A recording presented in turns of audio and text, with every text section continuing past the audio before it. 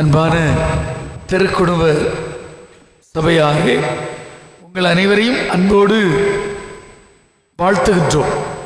வந்திருக்கக்கூடிய பெரியவர்கள், குழந்தைகள், இளைஞர்கள், இளம்பெண்கள் அனைவரின் சார்பாக உங்களை அன்போடு வாழ்த்துகின்றோம். நீங்கள் தான் இந்த பங்கின் முதுகெலும்பு.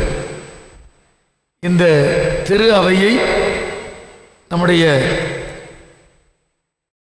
திருக்குடும்ப சபையை திருத்தந்தையின் பாதுகாவலில் ஒப்படைத்திருக்கின்றோம்.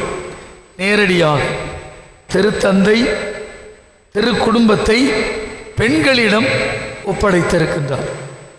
ஏனென்றால் பெண்கள் தான் ஒரு குடும்பத்தின் குலவிளக்கு, பெண்கள் தான் ஒரு குடும்பத்தின் முதுகெலும்பு, பெண்கள் தான் அமைதியை உருவாக்கக்கூடியவர். உறவுகளை எல்லாம் பேணி பாதுகாக்கிறவர்கள் பெண்கள் தான். ஆகவேதான் திருக்குடும்பம் தாய்மார்களிடம் ஒப்படைக்கப்பட்டிருக்கிறது. நாம் நல்ல தாயாக, அன்பின் தாயாக, அமைதியை ஏற்படுத்தும் தாயாக இருக்க வேண்டும் என்பதை நீங்கள் ஒவ்வொருவரும் மனதில் கொள்ள வேண்டும். அதனால்தான் ஒரு வீட்டில் ஒரு தாய் ஜெபித்தால் பிரச்சனைகள் குறையும். என்ன நடக்கும்? என்ன நடக்கும்? என்ன செய்தால் பிரச்சனை குறையும்? ஒரு தாய் ஜெபித்தால் பிரச்சனைகள் குறையும். பிரச்சனை குறையும்னா ஜெபிக்கணும். ஆனா ஒரு குடும்பத்தில் ஆண் ஜெபித்தா பிரச்சனையே இருக்காது. இது உண்மை. ஆண்கள் குடும்பத்தில் ஜெபித்து விட்டால் பிரச்சனை இருக்காது. இன்னைக்கு உங்க குடும்பத்தில் பிரச்சனை இருக்குன்னா உங்க குடும்பத்தில் உள்ள வீட்டில் உள்ள ஆண்கள் ஜெபிக்கவில்லை. ஜெபிக்கும் குடும்பத்தில் உள்ள ஆண்கள் இருக்கும் பொழுது அந்த குடும்பத்தில் பிரச்சனைகள் இல்லை. ஆகவே அன்பான திருக்குடும்ப சபையாரே, நீங்கள் பிரச்சனையை தடுக்க ஜெபிக்க வேண்டும். பிரச்சனையில் இல்லாமல் இருக்க வேண்டும் என்றால் கணவன், மனைவி, பிள்ளைகள் எல்லோரும் இணைந்து மிக சிறப்பாக ஆண்கள் ஜெபிக்க வேண்டும். இந்த சிறைச்சாலையில் கைதிகள்கிட்ட கேட்டீங்கன்னா கைதிகள் சொல்லுவாங்க, எங்க அம்மாவால் தான் இந்த சண்டையை போட்டேன், இந்த அக்காவால் தான் அவனை அடித்தேன், பெண்களால் தான். அதனால்தான் ஆவதும் பெண்ணாலே பெண் புத்தி பின்புத்தி. என்ன தப்பா எடுத்துறாதுங்க. பின்னால் வருவதையும் முன்னால் அறிந்து செயல்படுவோம். அதனால்தான் பெண் புத்தி பின்புத்தின்னு சொல்றாங்க. அதனால தாய்மார்களை நீங்கள் தயவு செய்து உங்க குடும்பத்தில் வேணா நீங்க நல்லா யோசித்து பாருங்க. நீங்க நல்லா ஒரு ஜெபிக்கும் தாயாக இருந்தீங்கன்னா உங்க குடும்பத்தில் ரொம்ப அமைதி, ரொம்ப மகிழ்ச்சி, பிரச்சனைகள் குறைந்து இருக்கும். உங்க குடும்பத்தில் 24 மணி நேரமும் பரபரப்பாக இருக்குன்னு வச்சிங்களேன். இன்னைக்கு நம்ம பார்க்குறோம், நிறைய பேர் பரபரப்பாக இருக்கிறீங்க, காலையிலிருந்து சாயந்தரம் வரைக்கும் பரபரப்பாக இருக்கிறீங்க. ஆனால் ஆண்டவருக்கு நேரம் கொடுக்கவில்லை. திருக்குடும்ப சபையார் தயவு செய்து இந்த ஆண்டில் இறுதியில் இருக்கிறோம், ஒரு முடிவை எடுத்தால் மிக மிக நல்லது. கொஞ்ச நேரம் நான் கடவுளுக்கு கொடுக்கிறேன், என் குடும்பத்தையும் கடவுளோடு இணைத்து வருகிறேன் என்று சொன்னால் நல்லா இருக்கும். அன்னை மரியாள் திருக்குடும்பத்தின் தலைவி. அந்த அன்னை மரியாளின், யோசேப்பின், பாலன் இயேசுவின் பண்புகள் நமக்குள் இருந்தால் குடும்பம் நல்லா இருக்கும். ஒரு 3 பண்பு இளம்பெண்கள், தாய்மார்கள், மிக மிக முக்கியமா 3 பண்பு. 1, கடவுளை நம்பி வாழுது. அன்னை மரியாளை பற்றி நமக்கு லூக்கா நற்செய்தியும் மத்தேயு நற்செய்தியும் கொஞ்சம் சொல்லுது. மார்க்கு நற்செய்தியில் ஒரே ஒரு இடத்துல தான் அன்னை மரியாளை பற்றி வரும். யோவான் நற்செய்தியில் 2ஆம் அதிகாரத்தில் வரும், அப்புறம் 19ஆம் அதிகாரத்தில் வரும்.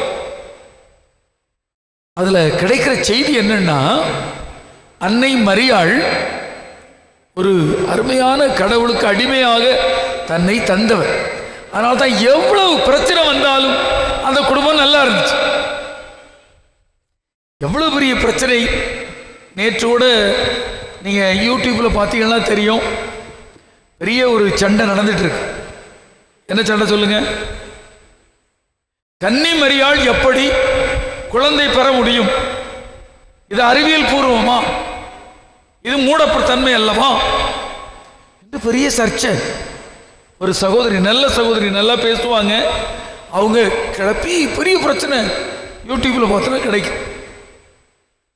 அதனால ஒன்று தெரிந்து கொள்ளணும், இப்பவே நம்ம இவ்வளவு பேசுறோம்னா அன்னை மரியாள் காலத்தில் எப்படி இருந்திருக்கும்? கணவரை அறியாமல் குழந்தை பேறு பெற்றால் எப்படி இருந்திருக்கும்? ஆனால் அந்த தாய் அத்தனை பிரச்சனைகளையும் ஆண்டவர் பாதத்தில் வைத்துவிட்டு மிக அருமையாக இருந்தார். இன்னைக்கு தெரிந்து கொள்ள, நமக்கும் நிறைய பிரச்சனைகள் என்ன சொல்றோம்? பக்கத்து வீட்டில் போய் சொல்றோம், அங்கே போய் சொல்றோம். ஆனால் கோவிலில் வந்து அல்லது ஜெபம் பண்ணி ஆண்டவரே இந்த பிரச்சனை இருக்கு, இந்த பிரச்சனைக்கு ஒரு முடிவு தாரும் என்று நாம் கேட்பது இல்லை. தாய்மார்கள் இதை மனசில் வைக்கணும். தாய்மார்கள் தான் மிக மிக முக்கியமாக இன்று நாங்கள் இந்த மறையுரை கொடுத்து கொண்டு இருக்கிறேன். நீங்கள் கடவுள் டோட்டலி சரண்டர் டு காட், இதோ உமது அடிமை என்று அன்னை மரியாள் போல கடவுளுக்கு உங்களை அர்ப்பணித்தீர்கள் என்றால் நன்றாக இருக்கும். பல பிரச்சனைகள் குறைந்துவிடும். யாராவது திட்டுறாங்க அல்லது ஏதாவது பிரச்சனை, பண பிரச்சனை, நோய் பிரச்சனை, கடவுள்கிட்ட சொல்லி பாருங்க, வியத்தகு ஆலோசகர். அதான் கிறிஸ்துமஸ் அன்னைக்கு நம்ம படித்தோம் முதல் வாசகத்தில், வியத்தகு ஆலோசகர், நல்ல ஆயன் நம்மிடையே பிறந்திருக்கிறார். ஆகவே கடவுள்கிட்ட நம்மை ஒப்படைக்க வேண்டும் என்ற எண்ணம் இருந்தால் நீங்கள் நல்லா இருக்கும். எடுத்த உடனே ஒரு பிரச்சனை, நீங்களே முடிவு, நீங்களே பதில், நீங்களே எல்லாம் சொன்னீங்கன்னா நீங்க எப்படி ஒரு கடவுள் பிள்ளை? ஒரு அளவு ஒரு வார்த்தையை சொல்லிட்டாங்க, ஆண்டவர்கிட்ட பேசுவோமே, ஆண்டவர்கிட்ட சொல்லுவோமே, அதுக்கப்புறம் பேசுவோமே, நல்ல வாழ்க்கை அமையும். நம்ம படபடனி பேசுவோமே, அடிபட்டு. நல்ல அன்பானவர்களை, அருமையான தாய்மார்களை, அருமையான சகோதரிகளை அன்போடு கேட்கிறேன். முதல் பண்பு, கடவுளை தேடுங்கள். சொல்லுங்க, சத்தமா சொல்லுங்க. 3 கருத்து நம்ம மனசில் பதிய வச்சு வாழ வைக்கணும். ஏன்னா யூபிலி ஆண்டு 2025, ஆண்டவர் இயேசு பிறந்த 2025 நாம் என்ன சின்ன சின்ன பிரச்சனையெல்லாம் பெருசாக்கி கதை விட்டுட்டு வாழ்வது என்பது தவறு. நிம்மதியாக வாழணும். ஆண்டவர் அமைதியை கொண்டு வந்தவர், என்னிடம் பிறந்திருக்கிறார் என்று சொன்னால் நான் அமைதியாக வாழ வேண்டும். ஆகவே முதல் கருத்து, ஆண்டவரிடம் நம்மை அர்ப்பணித்தல், ஆண்டவரை தேடுதல், ஆண்டவரை நம்புதல். இது முதல் கருத்து. 2வது கருத்து எனக்கு ரொம்ப பிடிச்ச கருத்து, பெண்களுக்கு அவசியமான கருத்து. 3 இடத்துல அன்னை மரியாளின் பண்பு இது இருக்கு. 3 இடத்துல எங்கெல்லாம் தெரியுமா? என்ன பண்பு தெரியுமா? அத்தனையும் உள்ளத்தில் வைத்து தியானித்தார். அத்தனையும் உள்ளத்தில் வைத்து தியானிக்கக்கூடிய பண்பு பெண்களுக்கு இருக்கணும். இல்லைன்னா ஓட்டவாய். நீங்க ஓட்டவாயா இருந்துதான் நிறைய குடும்பங்கள் பிரச்சனையில கிடக்கு. அன்னை மரியாள் அத்தனையும் உள்ளத்தில் வைத்து தியானித்தார். எங்கெல்லாம் சொல்லுங்க, எங்கெல்லாம் சொல்லுங்க. ஒன்று இடையர்கள். இடையர்கள் வந்து அன்னை மரியாள் கையில் வச்சிருக்க குழந்தையை பார்த்து சந்திச்சு ரொம்ப நடந்ததெல்லாம் சொல்லும் பொழுது அன்னை மரியாள் அத்தனையும் உள்ளத்தில் வைத்து தியானித்தார். முதல். 2வது எங்கன்னு சொல்லுங்க. 2வது சிமியோன் கோயில்ல ஆண்டவர் இயேசு கிறிஸ்துவை காணிக்கையாக ஒப்பு கொடுத்த பொழுது சிமியோன் சொல்வார், அம்மா மரியா, உன் இதயத்தை ஒரு வாழ் ஊடுருவும். ஆனால் அன்னை மரியாள் அதை பற்றி கவலைப்படலை. முதல்ல பெரிய இடையர்கள் மகிழ்ச்சியா சொன்னாங்க. அந்த பெரிய மகிழ்ச்சியிலும் அன்னை மரியாள் பெருசா எடுத்துக்கொள்ளல. இவ்வளவு பிரச்சனை வரப்போகுது, அன்னை மரியாள் உள்ளத்தில் வைத்து தியானித்தார். என்ன ஒரு இடம் சொல்லுங்க, என்ன ஒரு இடம்? நாளைக்கு வாசிப்போம், நாளைக்கு வாசிப்போம். 12 வயதில் இயேசு கிறிஸ்து கோயிலுக்கு போயிடுவார். காணாமல் போயிடுவார். கோயிலில் கண்டுபிடிச்ச உடனே அவர் சொல்லுவார், ஏம்மா என் தந்தையின் இல்லத்தில் நான் இருக்கக்கூடாதா, ஏதோ உங்களுக்கு தெரியாதான்னு கேட்பார். அதை உள்ளத்தில் வைத்து தியானித்தார். அதை பற்றி கவலைப்படலை, வருத்தப்படலை. அப்போ 3 வகையில் பாருங்களேன். பெருமையாக வந்தாலும் உடனே ஐயோ ஐயோ நீ இருக்கப்படாது. 2வது கவலை வந்தாலும் ஐயோ ஐயோ குய்யா குய்யான்னு போடக்கூடாது. 3வது நம்மளை யாராவது குடும்பத்தில் திட்டாங்க, சரியாக புரிஞ்சுக்கலைன்னாலும் உள்ளத்தில் வைத்து தியானிக்கணும். இதான் அன்னை மரியாதை வந்து கற்றுக்கொள்ளக்கூடிய திரு குடும்ப உறுப்பினர்களுக்கான நல்ல புத்தி. மனசில் வச்சிருங்க. முதல் கருத்து சொன்னேன், நீங்கள் குடும்பத்தில் ஆண்டவரை தேடுங்கள், ஆண்டவருக்கு முதலிடம் கொடுங்கள், ஆண்டவரை நம்புங்கள். 2வது உள்ளத்தில் வைத்திருங்கள், ஓட்டவாயா இருக்காதுங்க. ரொம்ப எல்லாத்தையும் எல்லாம் சொல்லணுங்கிற அவசியம் இல்லை. நிறைய வீடுகளில் திண்ணை இருக்குது பார்த்தீங்களா, திண்ணை. அந்த திண்ணையை உடைச்சிட்டாலே ஊருக்குள்ளே சமாதானம் வந்துடும்.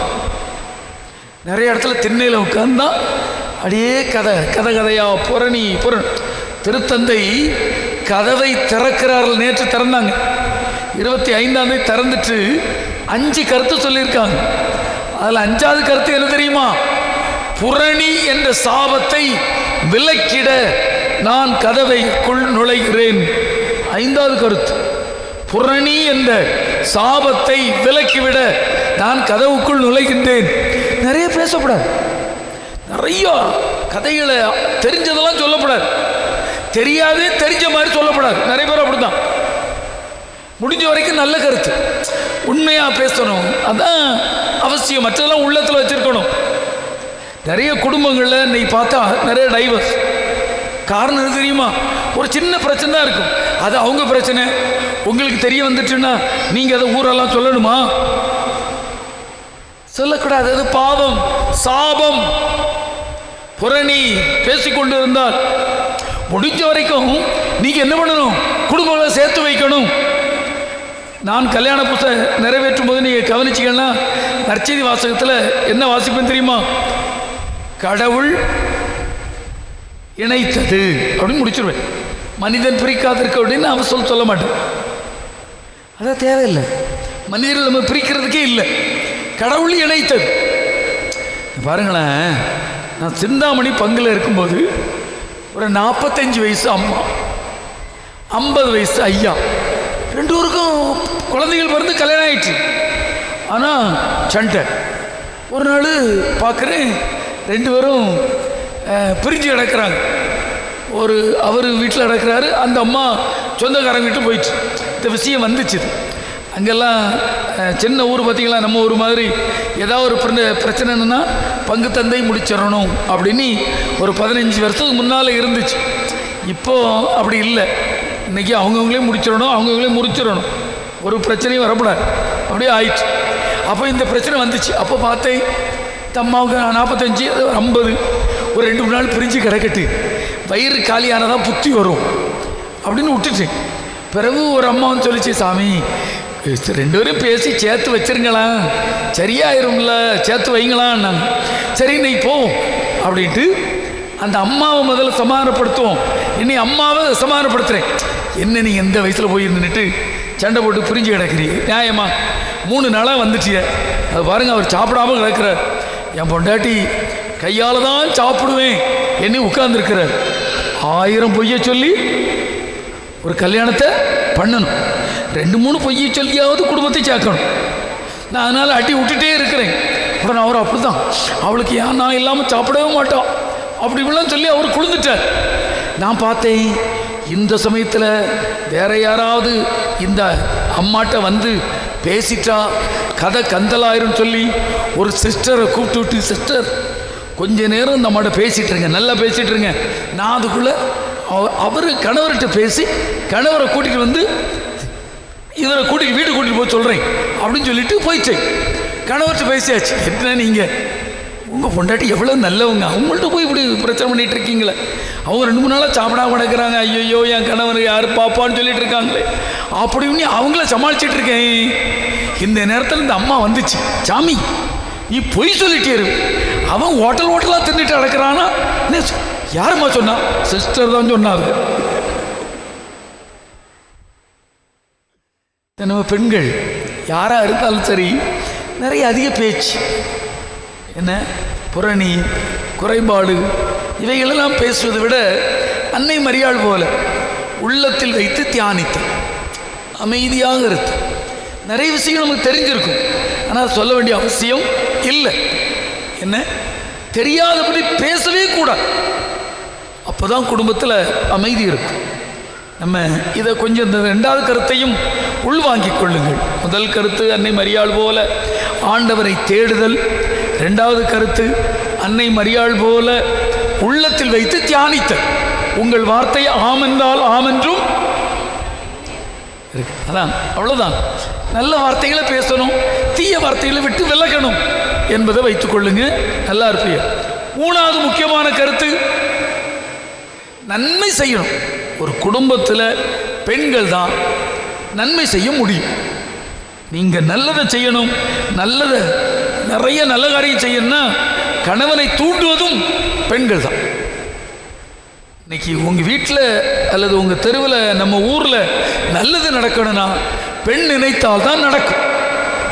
கணவனிடம் நீங்கள் பேசினா நடக்கும், பிள்ளைகளிடம் பேசினால்தான் நடக்கும்.